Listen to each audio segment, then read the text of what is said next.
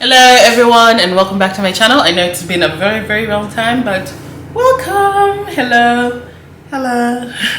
Anyway, so update. So I moved into a new apartment. I'm living here with my sister and her best friend, who is also my friend.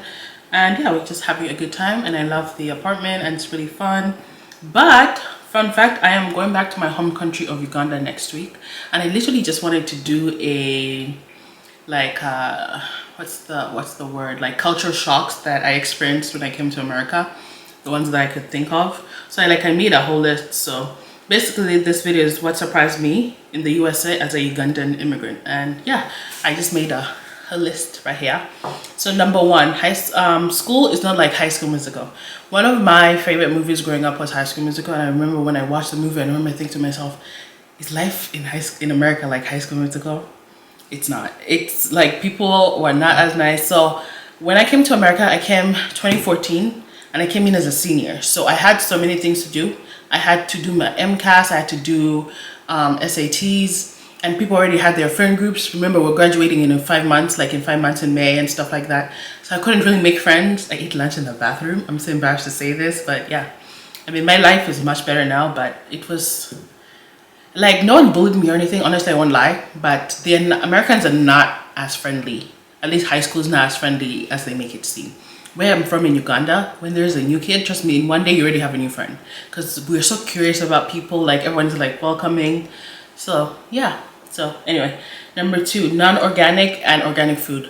Back home in Uganda, everything is organic. Everything is from the soil, you know. We grow our own food for the most part. Like, most people have gardens, so there's that. For example, I'm from Uganda, so one of our staple foods is called matoke, and most people have matoke growing in their backyards, because most people have like gardens. So you have like the compound and everything, and in the back you have gardens where you grow stuff. So yeah, but even for non-things that we didn't grow, like tomatoes, onions, from the market, it's like, it's not organic, it's just food. But here it's separated into organic and non-organic, and of course what's organic is expensive, and that was just crazy to me. I'm like, oh my goodness. So yeah. And then how early school ended. So in Uganda, school is like a big thing. It's like the only thing. It's like one of the best ways to, and if among the only ways to literally be successful. So in America, where you have like different avenues. So that's one thing that's good about America. You have sports, you can do art, drama, but in Uganda it's mainly education. And I went to boarding school. So after primary school you go to high school, and for most people they go to boarding school just like me. And in boarding school, literally we would wake up at like 4 a.m. and you have prep until like 6 a.m. and then after that you do housework, and then after that you have breakfast, and then you go to class at 8 until like 4 p.m. and then you have night prep at like 7 to like 9. So like we're always in school. And then here I think school ended at like what, 2 p.m. 3 p.m. even early, and it was just shocking to me. I was like, oh my god, school is over during the day. I was like, ah. It was crazy. Like, ending school that early to me was ridiculous. I couldn't believe that I was out of school during the daytime, and that was just, that was really nice. And then of course we also had like snow days. Yes, high school in America was so easy for me. Whatever. And then the price of an item is not the final price. So I don't know if this is all Western countries, but in America, if something is $2.99, it's probably $3.05. They never put on tax, which I don't understand. So in Uganda, if something says it's 10,000 shillings, it is 10,000 shillings, and whatever. But here, if you could say it's $2 and you have the exact change, but then they add on tax, and that is so annoying to me. And I remember for the first few months, I always would be like, but it says $3. Why is there $3.59? It was a whole thing, but just know the price that's there is not the final price. Oh, it's taxes, and I live in Massachusetts, so ugh. Okay, next thing, mental health matters. So yeah, compared to Uganda, well, in many countries here, your mental health matters, especially for children. So if they think you're depressed or you're anxious or suicidal, there's a big chance, someone's out there to help you. in boarding school especially, that you're anxious. Those things do not exist. You cannot be depressed, you cannot be anxious, you cannot be, it just, it's not there. And they'll be like, you're just, acting, you want attention, you're being lazy, da da da da da da. So yeah, things like, if there are people dedicated to like listening to you and making sure that you want to live another day and stuff like that. So yeah, that's like a nice change. Another thing, and this was a big thing, casual dressing, like wearing sweatpants outside. For me, sweatpants were for home. So a little story for you. When I went to, first of all, for me, like where we come from, when you go out, you dress nice. You do not dress in your pajamas, you always dress to the nines, even when you're doing something casual compared to here.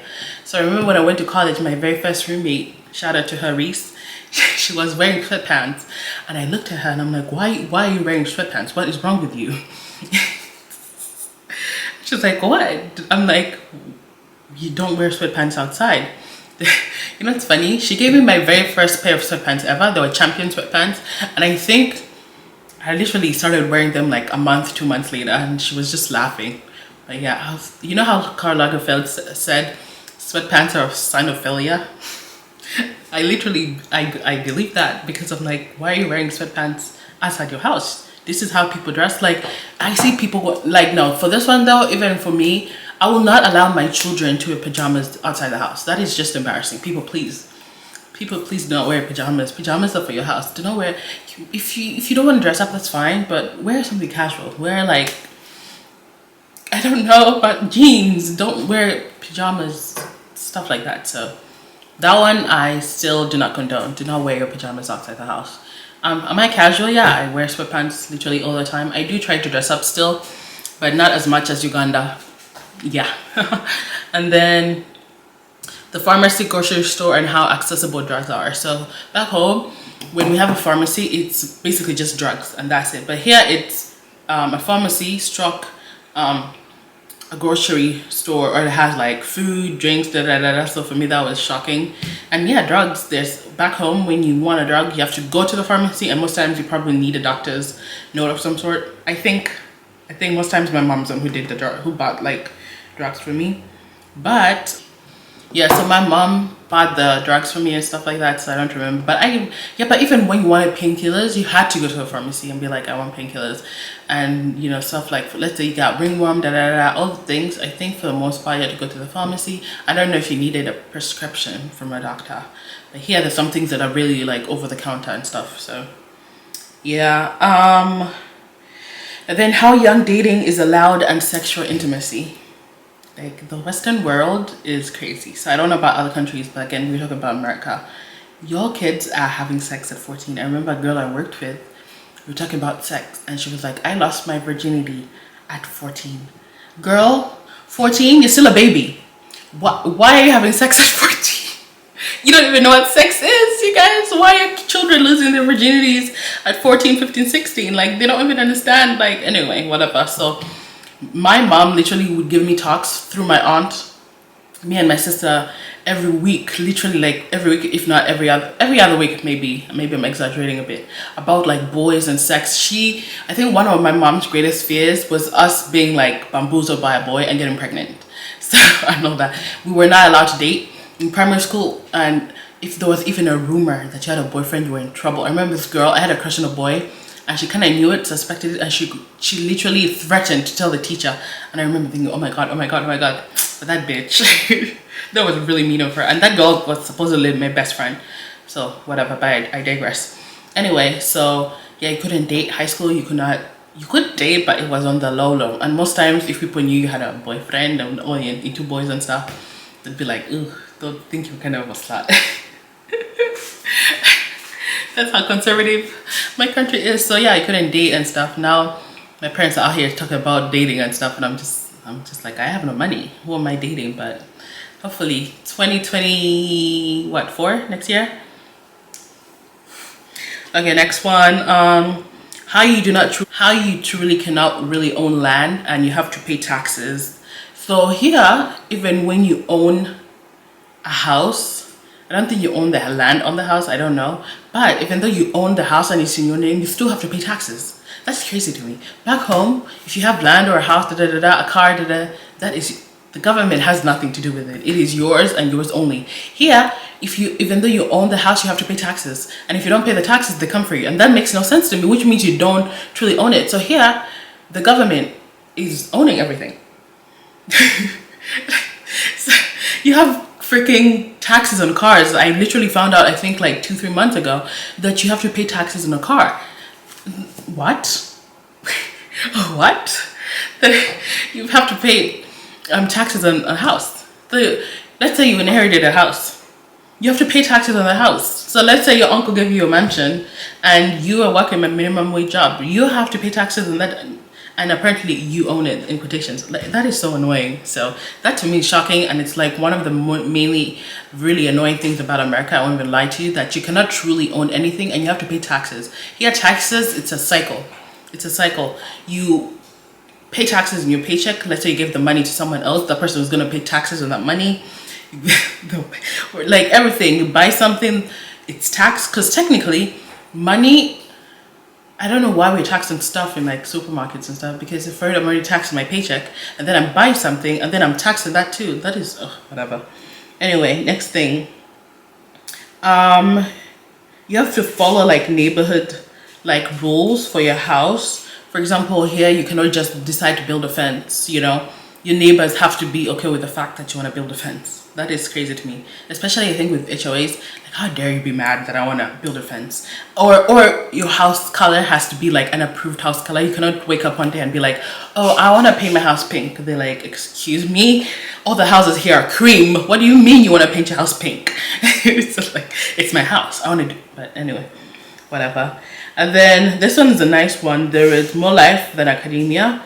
You can do sports, you can act, volunteering, Back in my country, like I said, do we have sports and a bit of stuff outside? Yeah, but it's never really a thing whereby, because here people literally go to school, but you know he's like playing, let's say for basketball, he's gonna be drafted for the NBA, or you know, people can literally become actresses because of drama club. But back home, that's not a thing.